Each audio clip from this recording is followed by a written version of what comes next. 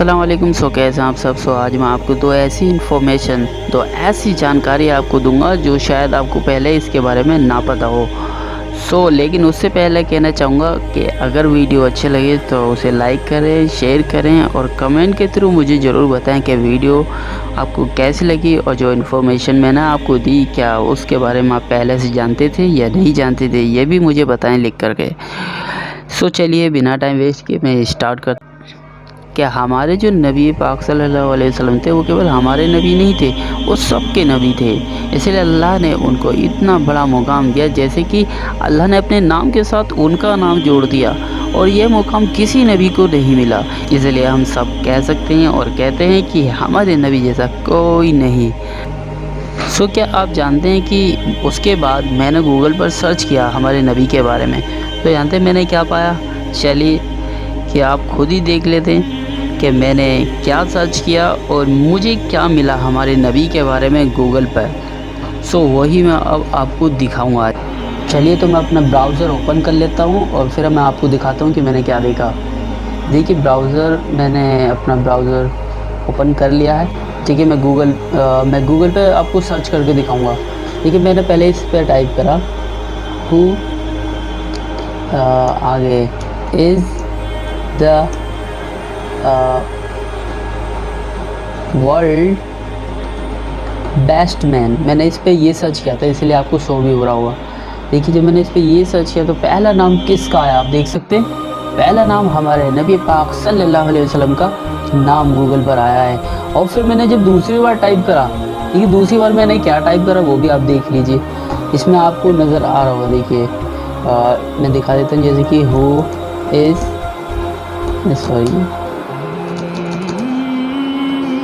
जब मैंने इसमें टाइप करा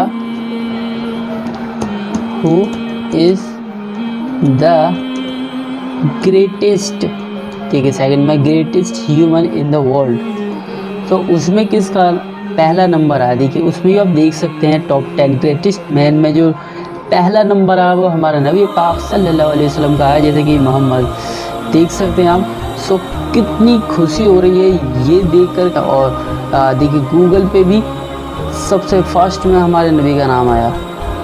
तो फिर चलिए मैं तीसरी बार मैं आपको टाइप करके दिखाता हूँ। तीसरी बार जब मैंने टाइप किया तो तीसरी बारी में दिखा देता हूँ आपको हु इज़ द, मैंने सर्च किया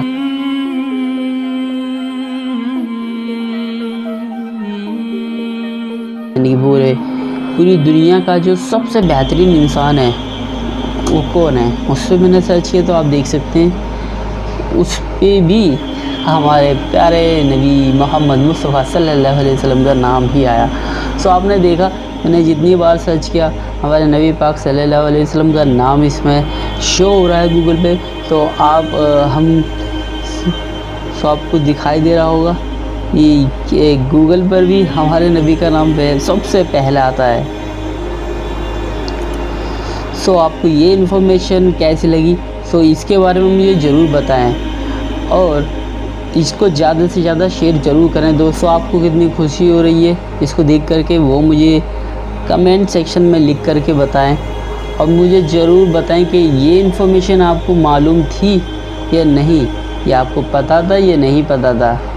तो चलिए मैं अपने दूसरी इन्फॉर्मेशन की तरफ चलता हूँ। तो आप जैसे कि उस समय पे साइंस भी मौजूद नहीं थी, यानी कि आज से 1441 साल पहले जब इतनी छोटी सी मधुमक्खी की शरीर रचना विज्ञान एनाटॉमी का विज्ञान मौजूद ही नहीं था, उस वक्त कुरान में अल्लाह ताला ने मधुमक्खी के बारे में ऐसी जानकारी दी जिसको जान लेने के बाद हर अक्लमंद इंसान कहेगा कि कुरान किसी इंसान की लिखी किताब नहीं बल्कि अल्लाह की तरफ से भेजा गया पैगाम है और सारी इंसानियत के लिए मार्गदर्शन है। अरबी भाषा में मधुमक्खी को नहल कहते हैं। कुरान मजीद में मधुमक्खी यानी अल नहल के नाम से एक सूरा मौजूद है। अल्लाह ताला इस सूरा की आयत नंबर 68 से 69 में फरमाता है, और तुम्हारे परवरदिगार ने शहद की मक्खी को इरशाद फरमाया कि पहाड़ों में और दरख्तों में और ऊंची ऊंची छतरियों में जो लोग बनाते हैं घर बना, फिर हर किस्म के मेवे खा और अपने परवरदिगार के साफ रस्तों पर चली जा। उसके पेट से पीने की चीज निकलती है जिसके मुख्तलिफ रंग होते हैं, उसमें लोगों के लिए शिफा है। बेशक सोचने वालों के लिए इसमें भी निशानी है। और अल्लाह ही ने तुमको पैदा किया, फिर वही तुमको मौत देता है, और तुम में बाज ऐसे होते हैं कि निहायत खराब उम्र को पहुंच जाते हैं ताकि बहुत कुछ जानने के बाद हर चीज से बेइल्म हो जाएं। बेशक अल्लाह सब कुछ जानने वाला है, कुदरत वाला है। आज हमें साइंस के जरिए पता चला कि मधुमक्खी के 2 पेट होते हैं। एक पेट शहद के लिए और जिसमें मधुमक्खी फूलों से रस को निकालकर शहद वाले पेट में जमा करती है, और दूसरे पेट को वेंट्रिकुलस कहते हैं, और इसी पेट को डाइजेस्टिव स्टमक भी कहते हैं, जो खाने को पचाने के लिए होता है। इन दोनों पेटों के बीच में एक प्रोवेंट्रिकुलस होता है, जिसका काम होता है जो फूलों का अमृत यानी रस है जो शहद वाले पेट में मौजूद है, उसे डाइजेस्टिव स्टमक यानी खाने को हजम करने वाले पेट के खाने के साथ मिक्स यानी मिलने से बचाता है। और फिर जब मधुमक्खी छत्ते पर लौटती है तो मौजूदा ये कि दूसरे पेट में जमा किया हुआ खालिस शहद अपने मुंह से निकालकर छत्ते के सुराखों में छोड़ देती है। पाक है वो ज़ात जिसने अपने मखलूक को सब कुछ दिया, फिर इसे हिदायत दी। तो क्या लोग कुरान में जरा भी गौर नहीं करते या उनके दिलों पर ताले लगे हुए हैं?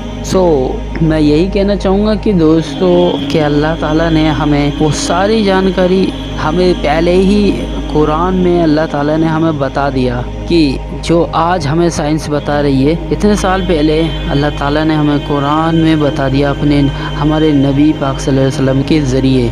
कुरान के अंदर हमें सारी इंफॉर्मेशन हमें दे दी है कि हम जब कुरान पढ़ें तो मैं ये कहूँगा कि हम उसे समझ के पढ़ने की कोशिश करें, उसे भी ट्रांसलेशन के साथ हम उसको पढ़ें, क्योंकि अल्लाह ने जो पैगाम हमें दिया है वो यूं ही नहीं दिया, उसको समझना हमारे लिए बहुत ज़्यादा ज़रूरी है। अगर हमने समझकर नहीं पढ़ा, एग्जाम्पल इस तरह से हो सकता है जैसे कि एक राजा है, उस राजा ने अपने सैनिक को एक पैगाम भेजा, एक लेटर भेजा।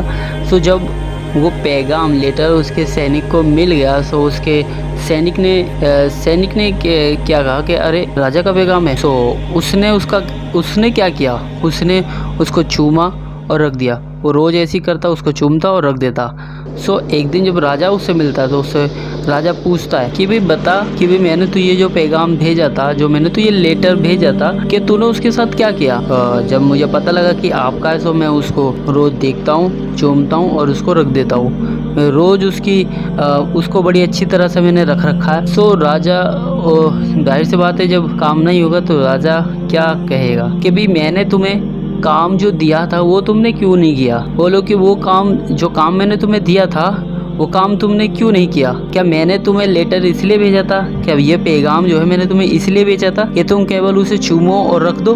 बताओ राजा को ऐसे सैनिक की क्या जरूरत होगी? नहीं। अगर अल्लाह ने हमसे सवाल कर लिया कि भाई जो कुरान जो अल्लाह ताला ने हमें दिया था हमने उसको ना तो समझा और ना उस पर अमल किया। तो मेरे दोस्तों आज टेक्नोलॉजी का दौर है, तो हम चाहें तो उसको समझ सकते हैं। अब बोले कि हमें तो ट्रांसलेशन आती नहीं, तो मेरे भाइयों बहाने से काम नहीं चलेगा।